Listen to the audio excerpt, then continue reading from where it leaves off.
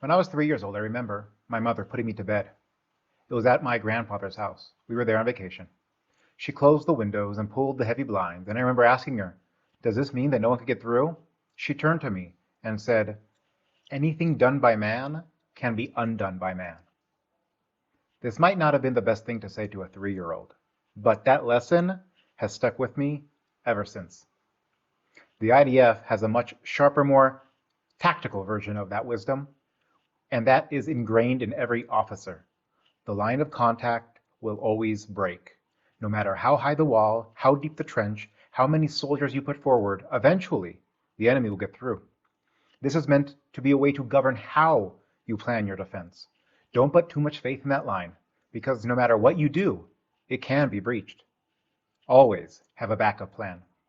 And yet, on October 6th, Israel stood behind a barrier that cost billions of shekels and acted as though we believed we had built a line that could not be broken.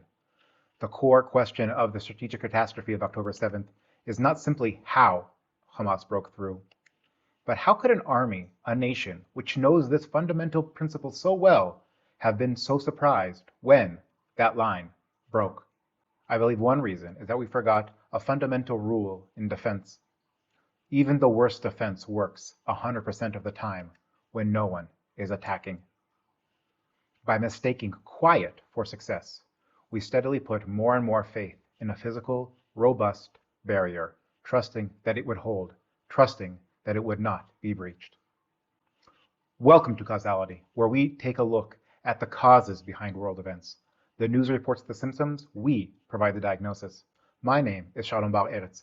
I'm a major in the IDF Reserves. I have a background in international relations, political science, and sociology.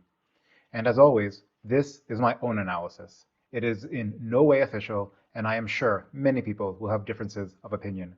This isn't the whole truth, but I believe this is part of the truth. This video is the second part of our series Prelude to October 7th, which itself is the first part of a larger anthology, deconstructing the multi-front war Israel has been fighting since October 7th. In this video, in order to make sure I don't veer into any item vaguely not available for public discourse, I will restrict this analysis to first principles without looking at any details. But before I film any video, I do make sure that the information I am using is already in the public domain. In doing so, I found a wonderful video of an interview with Reserve Colonel Ronen Itzik. It is in Hebrew, but there he goes into far more detail and specific recommendations, which I agree with in a way that I myself wouldn't feel comfortable with. But hey, he's a colonel, so who am I to object? And that video is linked below. To understand the mistake Israel made, first we need to take a step back and ask, if the line of contact will always break, what is the purpose of defense? Why build a physical barrier in the first place? A physical defense is a form of human augmentation of the natural world. A defensive barrier fundamentally acts as a force multiplier. It raises the cost of an enemy attack, while hopefully lowering the continuing cost of maintaining an adequate defense, especially in terms of manpower. The strategic goal of a multi-layered defense is not to be impermeable. The defense must be viewed as a cost barrier. It imposes increasing requirements on the enemy in order to overcome it. A lone enemy needs little planning to cross an undefended border. If you add watchtowers and patrols, the enemy now needs intelligence and planning. By the time you get to a modern, multi-layered wall, augmented by remote sensors and cameras, the cost of penetration has risen dramatically. The enemy now has to execute a coordinated attack with a large force in order to get through. What this does is twofold. First, it should remove any smaller, opportunistic threat entirely. Second, and perhaps more importantly, the higher the cost and the more complicated an attack, the more preparation the enemy needs. And with more preparation, the greater the opportunity for your own intelligence to detect those plans and disrupt those plans, or at the very least, bring in additional defense when the time comes. This creates a strategic overlap between the physical barrier and the intelligence gathering capabilities. But it is within this supposed overlap that the fatal flaw emerged. The system was designed to handle smaller threats with the barrier itself and the troops who are always on station, while intelligence would detect any large-scale coordinated attack well in advance. The October 7th catastrophe happened when the enemy was able to thread that needle, to bring a force large enough to overpower the physical defense while successfully avoiding detection by intelligence. In doing so, they did not simply breach the line, they achieved strategic surprise. Perhaps most counterintuitively, by making this the only way that they could succeed, we guaranteed that this was what they worked toward. But I think it might be easy to learn the wrong lesson from this failure, to believe that the problem was that we simply underestimated Hamas, that we should have had more forces, a bigger barrier, a better wall in order to counter Hamas. But while that is easy to say, it overlooks some hard truths. Israel is and always will be resource constrained. Manpower is a huge investment. Think about this. Our army is very large in comparison with the length of our border. And even that wasn't enough to have enough stationed troops to constantly man the border in a sufficient manner. It's not solely about how much manpower you put on the border. It is about how you allocate your resources correctly.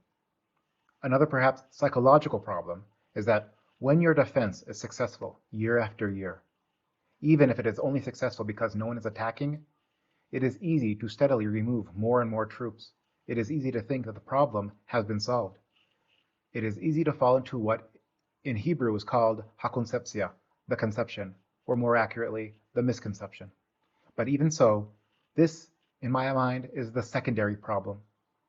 Those who think if we had not had the misconception, if we had taken Hamas seriously and made the border stronger, larger, with more soldiers, that it would have solved the problem, they have missed the point. The line of contact will always break. What needs to be done is not solely focus on how to make that line stronger, but rather to plan for the day when that line isn't strong enough. My own belief is that you must first prioritize for failure, not for prevention.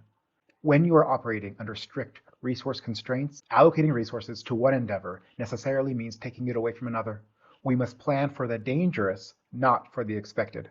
When doing that resource allocation, my position is that it is necessary to first and foremost ensure the capability of your strategic reserve to handle any potential failure. Only after that can you start allocating your resources to the border to prevent that failure. Obviously, a correct balance has to be achieved, but the strategic reserve has to be given priority. When you put all your strength at the border in order to be strong there and not fail, you do not have a backup plan. And when you do not have a backup plan, failures become catastrophic. At the national level, catastrophic failure is simply unacceptable, no matter how unlikely it is perceived to be. The problem is that a force held in reserves is the easiest thing to cut or mismanage, even more than forces on a quiet border. A reserve force is by definition not contributing day by day. It is only there for times of crisis. But in the Middle East, times of crisis come when you least expect it, and there can always be another one right around the corner.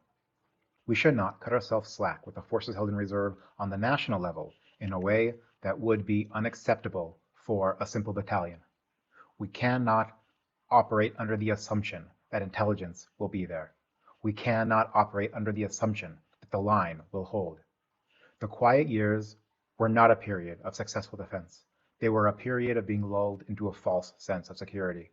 We must build a robust system that takes into account that there will always be greater challenges. There will always be more important fronts. There will always be a resource constraint which requires you to remove troops from one area and put them in another. We must plan for the time when our planning fails. We must have a strategic reserve strong enough, fast enough, and coordinated enough to plug those holes if and when they happen.